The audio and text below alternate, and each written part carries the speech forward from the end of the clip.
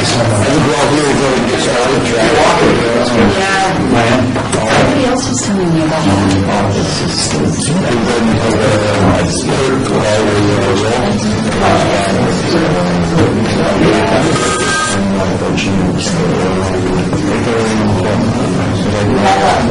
Chair Truesdale. Vice Chair Meisher. Present. Member Nolan. Present. Member Ronald. Present. Member Mooney. Present. Member Blanchard. Present. Member Stockman. Present. Thank you. And we do have, this meeting has been posted in compliance with the open meeting law and is properly noticed. Now we go to that point of the agenda. Public comment during this point of the agenda must be limited to matters on the agenda for action. If you wish to be heard, give your name for the record, and our discussion will be limited. We will speak in this part of the public comment. Seeing none, we'll close that. We'll vote on minutes for the July 17th PDRC meeting. Any comments, questions, motion? Make a motion to approve. Second. Okay. All those in favor? Aye. Any opposed? So those minutes have been approved. Item 5, ARC 46036, DDRC, public hearing, applicant 7-Eleven store, 2934384, owner Boyfriend Trust et al. For possible action. Request for signage design review for an existing convenience store at 1100 Southwest Davis Boulevard. The applicant is requesting to replace existing wall signage with neon illuminated signage on the north elevation of the building. And the signs, the two signs that they're asking for, conform to the requirements of environmental and illumination requirements of the Las Vegas City Fire overlay. Staff recommends approval subject to conditions. Okay. Is the applicant here? Before we go further, I'm going to make just a brief disclosure. 7-Eleven is currently becoming a tenant in a property I manage. Has nothing to do with the signage. I don't see any conflicts. If anybody believes it is wrong, that's fine, but I'm going to go ahead and vote on this item. All right. The applicant here?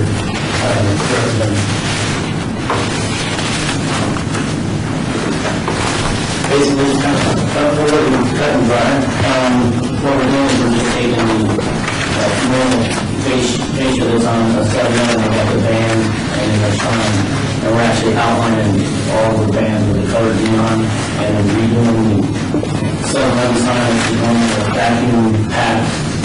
That sign with illumination interior, being an open pan channel with all the neon out, tracing all the 7-Eleven signs on the front.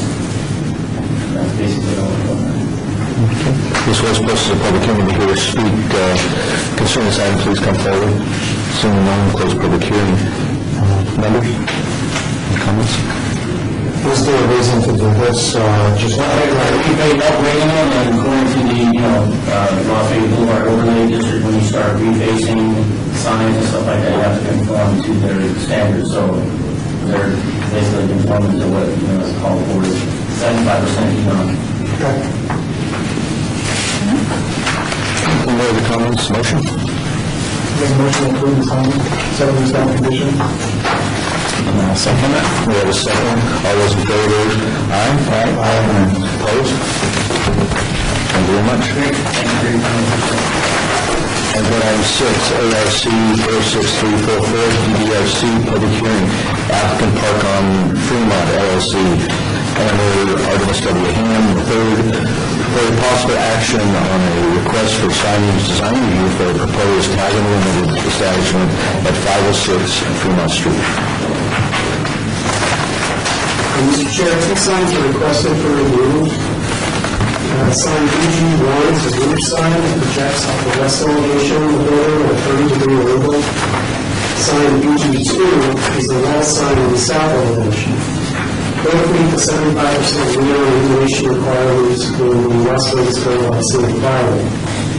The applicant is proposing to remove the existing freestanding sign facing Las Vegas Boulevard, which will allow the installation of a projecting roof sign. Because code does not allow a freestanding sign on the same property as a projecting sign, staff would like to add a condition that the existing freestanding sign should be removed prior to the issuance of permits for the proposed projecting sign to ensure conformance to Title 19. So as the two signs will conform to the requirements of Title 19 and the illumination requirements of the city byway, staff recommends approval of subject to conditions. Please, the applicant first. Michael Fox, Department 31. I guess this question, this issue just came up concerning sign Fuji wanting to classify it as a projecting sign. And the title, 18.09, not allowing a projecting sign and a freestanding sign on the same site. We plan on keeping a freestanding sign on that site. It's not going to be, right now it's the Luca Lounge sign that's on the site. We're going to replace that sign with a freestanding sign. So I guess my question is there a way to classify sign Fuji one as a roof sign so we can keep those signs on the premises, or can we run that freestanding sign on the site? So I'm not sure how you think The staff. Well, we classify it as a projecting roof sign, so it's a roof sign that projects over the west elevation of the building. So therefore, we use the projecting sign and the roof sign standards when reviewing the sign. So under that, if that's approved, then the applicant would have to come back in for a variance for the freestanding sign, or waiver at a future point. Or they could, well, if they remove the sign, they can come back and put a freestanding sign. There's nothing in code that prohibits a freestanding sign on the same property as a projecting sign. Okay. The parcel is combined. I'm sorry, is that, Mr. Chairman? You get a parcel, we combine the two. The two parcels are together, I didn't mean to interrupt, Chairman. no, this one. On the sign, the park sign, does that protrude or is that attached? I don't It's attached to the wall, but I guess it's going to fall on 2 feet. It's at a 30, so it's attached to the side of the wall. Where with this arrow, this is in kind of the middle of the building, right? So it's kind of just letting people know. It almost looks like a parking sign, but it's a combination, I guess. Correct, because we're running the parking lot As well as limiting those to parking. pretty much, so that's... I just have two questions, if that's okay. Now, there is an existing billboard on your property. The billboard is completely separate. That's separate, it has nothing to do with you, that's a licensed billboard that happens to be on your property. Correct, Mr. Ham's retaining control of that, so we have nothing to do with the billboard. Okay, and then, I see your request that you just brought up for the hookah lounge, because that was an expensive sign that was put in Correct. just, I'm going to say, 2 years ago. Yes. And I was kind of surprised that you were taking that out, but I guess it doesn't fit with what you want. You want to put something else in there existing place. Correct, we're going to replace that sign, and it's going to be another fairly large sign that's going to go there, but we're another 30 days out on having those plans done. So what I don't want to happen is taking that sign down to put this sign up and then coming back and saying, no, you took your freestanding sign down, you can't put one back up. So I guess that's my concern with. So if we have to table this and do both of them, I just don't know the proper procedure, do both of them at the same time, or put the freestanding sign up first and ask for a waiver on this. I just don't want to lose the right to have that freestanding sign in the parking lot. I guess I would ask a question of staff. The sign to me is either we're projecting a roof sign. I don't believe it's a roof sign, it's not above the building in terms of structural support of the roof. You know, roof sign is something that could be over hotels, something that's on top of hogs and headers. Those are the roof signs, but I think it was strictly a projecting sign. And is there a prohibition on projecting signs with the 379 sign? Yes, a projecting sign cannot be on the same property as a freestanding sign. And that's per Title 1808, which is the sign standards, regular sign standards. And then the follow-up question would be, what about a monument sign? Where the entire base is fixed at, it's still got a freestanding sign, but it has some area limitations. Do you know how big is the proposed sign that you put on Las Vegas Boulevard in area and height? It'll be as big, if not a little bigger, than the existing booth on the side. It's currently. Okay. So in that case, if there was a monument sign, where the entire base is fixed around, it would be a variance on the area as opposed to the location and conflict with the proposed floating sign, projecting sign. It might be more palatable as opposed to two signs in one parcel, which is what I believe we're trying to do. The difference between a monument sign and a freestanding Monument sign is a base is fixed around, so it's one piece going up as opposed to like a hairpin sign with two poles or a single pole or a whole sign up. So for example, the McDonald's sign, which is north of the site, the hairpin sign with two poles, as opposed to having one large sign up with a monolith type sign.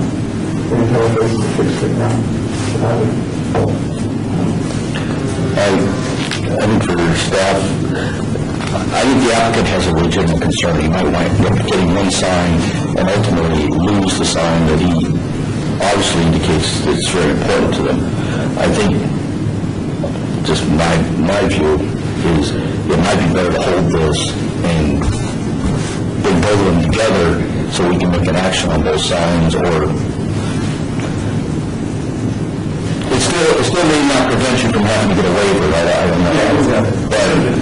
Chairman's variance, first of all. But, I mean, it's important to know because the waivers have different procedures than that. The variance, I don't believe would come here. No, I understand that.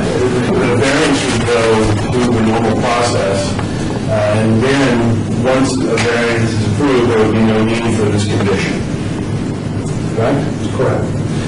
So,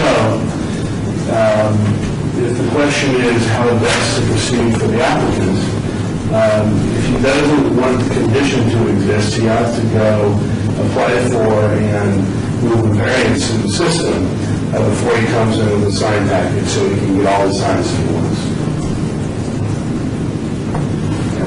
Correct? Correct. And then Steve and the planning folks can help you out with how to plot that appropriately so you're not held up any more than it takes to get these things done. And the variance at that point, because you mentioned that while you can have a projecting sign with a freestanding sign, you can't have a freestanding sign with a projecting sign.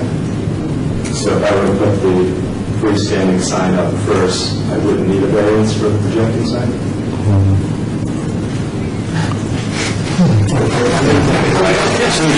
I would agree with you yourself to a point where we can approve this, but we have no say over the variance. And we might get this, so it might not get you other, and it might be exactly what you don't want to do. And I'm not saying you get what you want to get either. Mr. Chairman, Yes. the code does not, for freestanding signs, does not say anything about projecting signs. And so that's why I held my tongue. I suspect we're talking one parcel where, maybe it's a master sign plan, who knows? So at this point, this board can approve the actual signage, just the design of the signage, I guess, and then I can have that portion of the process completed. I'd like to ask a question. Your timeline, let's focus on, if we focus on the sign UG2 for a moment, the wall sign up front, which I would think is your business identification on Fremont. It's your timeline in terms of that sign. When do we have that one up? It's the same timeline?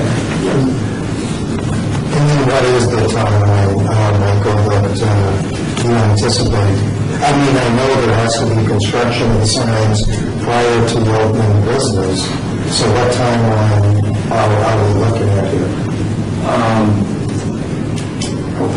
By the end of the year, I guess at the end of the day, the most important aspect of our project is going to be this freestanding sign, which we're designing right now. So we would like to get that through the process within the next 60 days. My suggestion would be that we act on sign BG2, where we have a sign approval for when we do open, and we come back and look at the monument sign and the projector sign at a later date, once we have that coordinated with staff. Because we're using the sign markers for uniform permit. And then that's, we're trying to come back and talk to staff about logistics of getting a freestanding sign. Would it be a word application or would it be an application to the existing market? If it's not that much different than the new application, we're just changing the dimensions and doing the modification. So there's no fee for this? Okay. And then, we'll skip the next step. This was advertised public hearing. Is anybody here wish to speak on this item? Seeing none, I'll close the public hearing. Such a question of I wonder, just looking at this, if it would just be easier, if the committee so chose to approve this as it is, can you then come back for removal of this condition? Would that be easier than filing a new application? Let's say he goes through the process and gets the variance that's necessary. If the variance is there, then you don't need the condition the freestanding sign goes away. Because at the same time, if this committee were to approve it as is, the applicant knowing he has to come back and get this condition removed. The risk to the applicant, of course, is there's a condition, and then if it's not removed, then we're going to that way. But I don't care with that. My only concern would be that if we theoretically tie up BG2 so that no one will pull a sign in time to construct the building. And I think we're okay with that risk. It's not. I'm trying to get you one sign. It's all going to be the same, so. Motion? I'll make a motion to approve the application, subject to staff conditions, with the condition that only sign BG2 be approved at this time.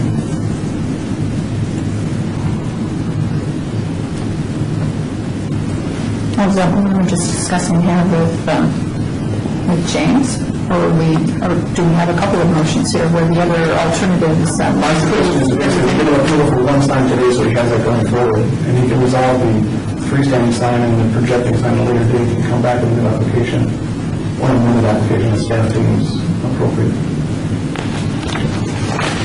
That's a motion to roll second. Anybody else? Do we have a different motion?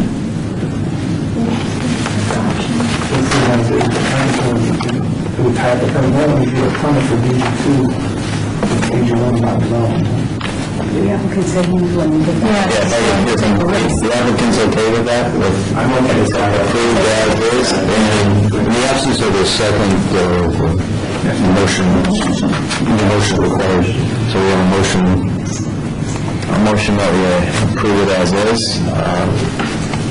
subject to staff's recommendations. Is that correct? Do we have a second? Second. All those in favor? Aye. Opposed? Thank you very much.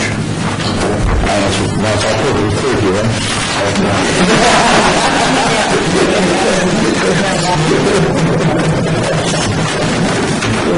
Next discussion on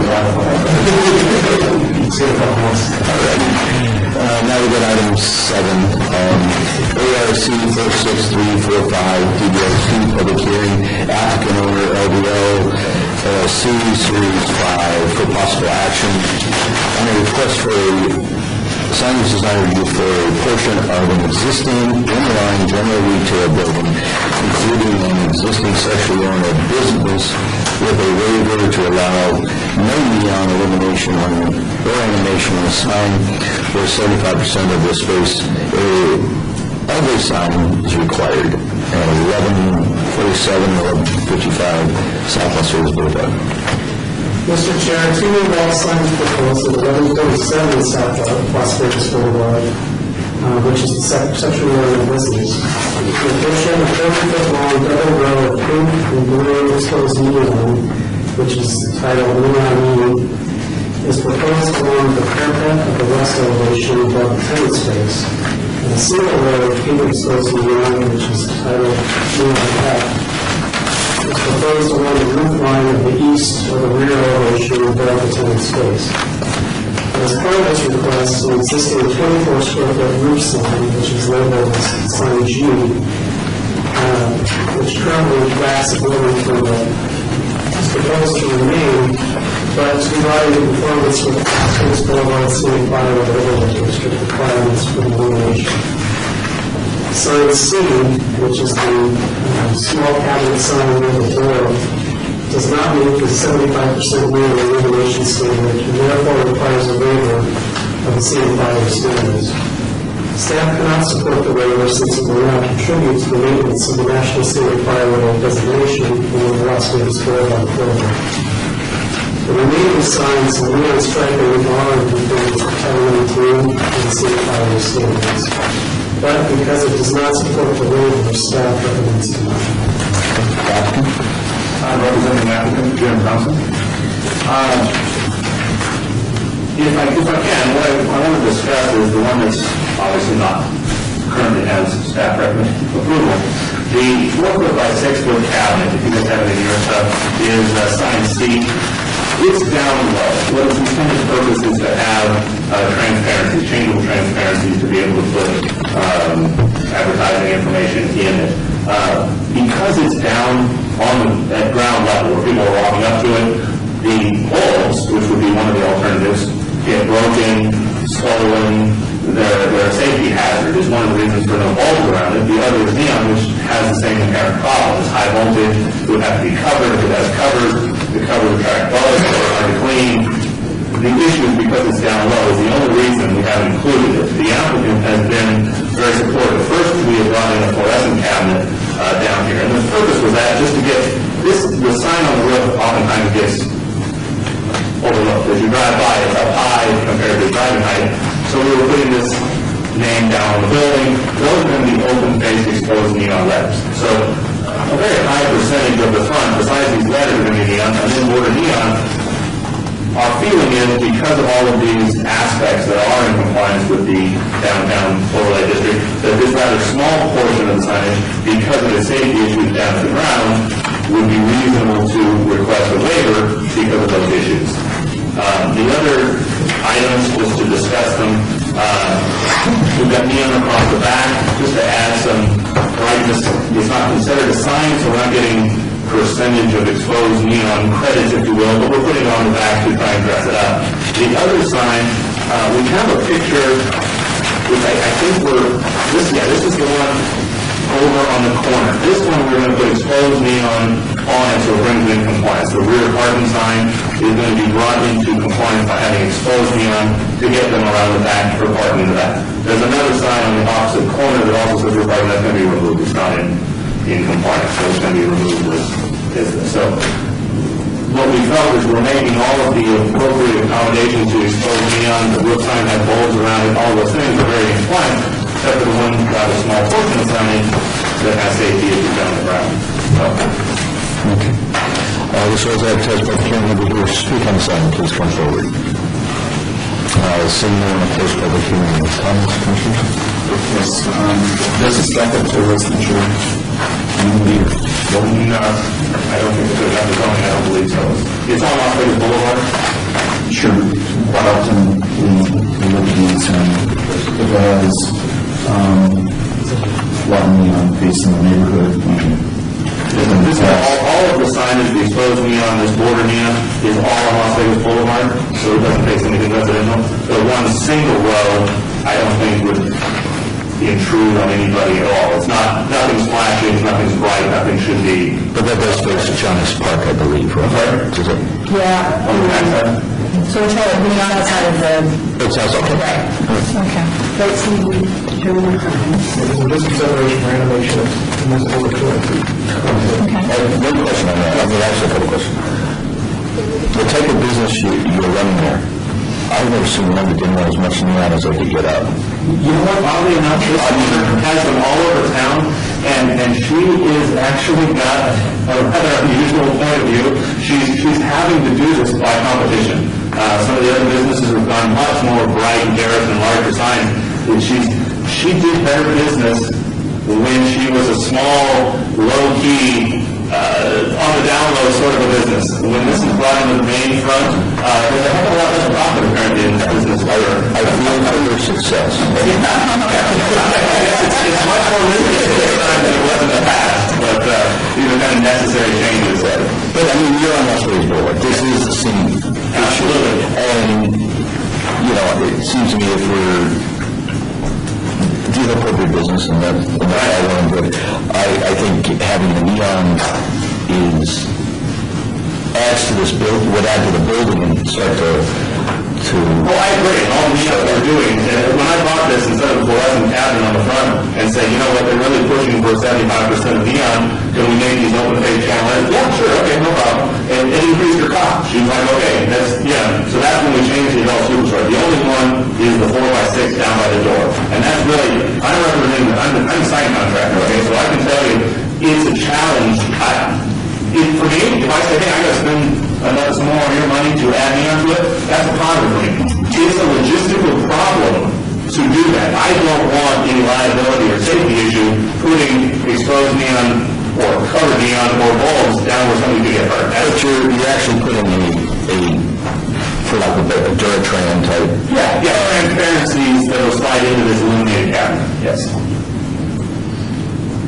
So I have a comment, question at the same time, because I know we've considered this before, and he actually made the point of whether or not we could include the neon that they don't really even need to have on the back of the property. We can include that in the overall percentage of neon, because I know we've considered that for other applicants before, and if in doing so, can we then say, this one would be fine, we could pass it, because I do understand the problems with having that at ground level where people can access it or vandalize it or whatever. Possibility? Currently, staff we discussed this in our first meeting, is that what I was explaining is they don't consider the neon a sign, so it doesn't consider it part of your square footage. I agree with what you're saying, we tried to ask that out and said, that's not how our rules are. And I said, I'm putting 2 rows, 100% of the space width on a building. It's not counting. I'm not getting any credit, if you will, as well as the back. They're not counting that at all towards the percentages because they're not signs. So the signs, this one is, as we took the overall square footage of what we're doing, I think we're significantly higher percentage-wise than if you look at it as a whole. But the way the code is written, each individual sign requires 70%. That's our problem. And overall, I think we're covered. Just a comment question. The neon that's added to the building is considered decorative. It doesn't contain a message or convey a message, so therefore it's not even permitted. We're in the front door, so that's what we're up to the front. There was a question about the this time.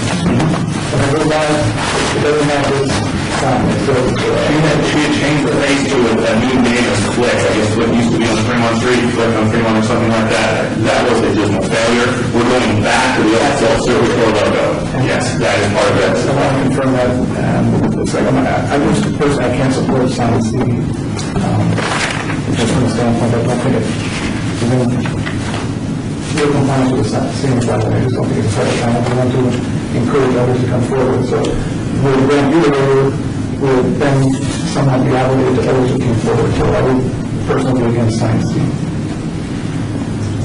I just had clarification from staff in reference to sign C. So it's sign C, which is at issue right now, correct? That is correct.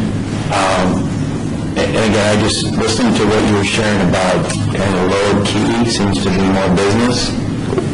Just for my own, but why is Sign City such an integral part of the signage?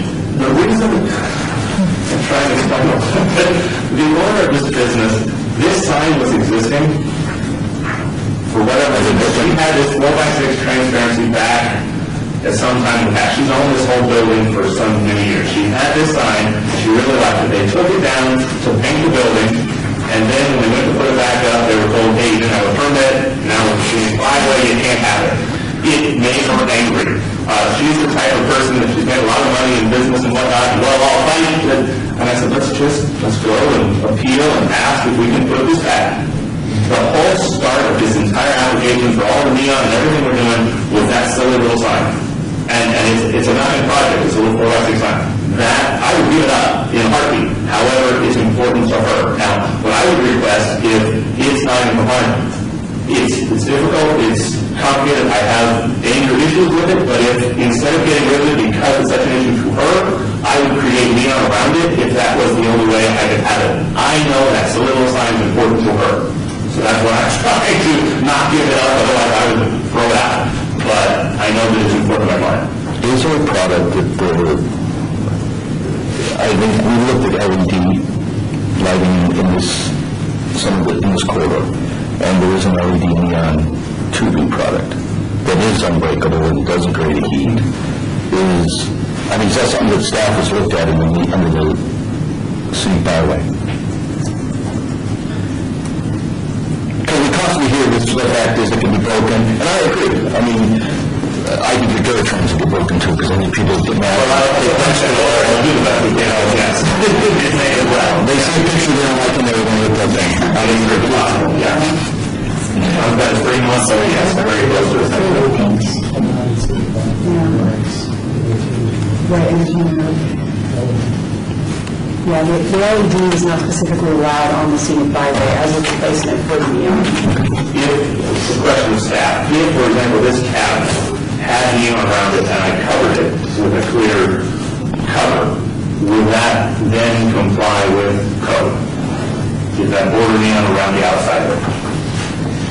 I believe the code is for exposed neon. Would that be exposed, correct? If it was clear? And I would defer the committee to, I'm trying to come up with a solution, so. I mean, if I was to support what you're requesting for that box there, you would have to meet staff's codes. And that's my question. If the exposed neon around the outside, it can't be exposed, so it would be broken for sure. But if it was exposed with a clear cover, is that not in keeping with the intent? I mean, you're seeing the neon directly. The question then would be, what's the point of keeping it if you can't, because you can't change out the display if you have a permit? No, I can't. I can exactly behind the face, and they can change the transparency in front. The neon would be around the outside, and then cover. Order, yes, correct. I mean, basically what we're looking for is a sign that I'm not so sure I want to see it eye level at that point if it can't be an enhancement to the overall building. And I understand your clients, I had it, I wanted it, I'm mad, I'm a success, and I should win the day, but sometimes we don't win the day. So when she had it up, it was not originally permitted? I don't know the answer to that. I wasn't involved at that time. This was your task. Does staff know that? Because I'd be very curious to know that. If it was originally put up and never permitted, that's something she should have done anyway. Of course, of course.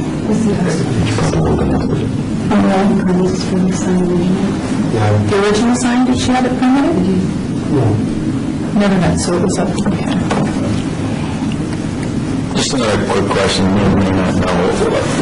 So what could potentially go into this box? You know what? She has not been any sort of gaudy pictures or any of that sort, any inappropriate material. She's usually putting, she's more interested in the picture of, say, pictures of the inside of her store, showing that it's clean and inviting people to come. It's not a dark, seedy environment. That's the sort of thing she's been asking me to do. She's really opposed to the pictures of the girls and the mannequins, the David, that's not her at all. Actually, the question was very, when it was that, like, what was it promoting? You have any idea? Movies and stuff like that. $299 movies, stuff like that. Exactly. Is that what it was? Yes. Let's try a motion. If you, initial, There's three options right now. One is approve as subject to staff condition number denied, further staff report. The second is use suggested equipment border around the sign. Personally, I don't think that meets the intent of its scenic boundaries, requires 75% of the sign area to be illuminated or animated. In that case, we're just getting a border, so we're going to. That would be a waiver that we're asking for now. The third one would be to comply with staff, which obviously doesn't seem like what the other wants to do, so I think we're in, what we can do is stay with the current application, try to amend the application based on the application of the border, which would still require a waiver, whether the waiver now or wait someone, or three, but they have to go back and find out if the owners come in with a sign that complies. I can't make that sign, it sounds like what you're saying, but I can't make that sign comply. That transparency cabinet, which is what you want, can't by nature be 75% exposing them. So we could make, we could entertain a motion that is we approve the sign for staff's request and excluding sign C. And that would still meet the scenic byway thresholds, right? Or allow a waiver, which would be less than 75%, that requires some type of neon around that sign. My only concern, and I truly am only just throwing this out there because I'll have to go back and discuss this with her. I know that the motivation was for the 4x6, okay? She had an applicant in here before just for the 4x6, okay?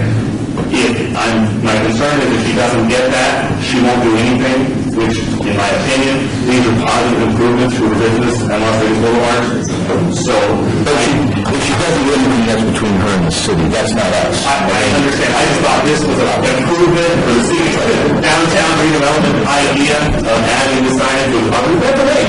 You know, and then she pulled the plug on it, we're the game. ICS here is the deal maker. I understand. ICS is the approving or not approving. I understand. So, let's try a motion. Okay, I would entertain a motion. I recommend approval of ARC 46345, subject to staff condition, with the amendment to condition number 3, stating sign C shall be removed from the approved of the plan.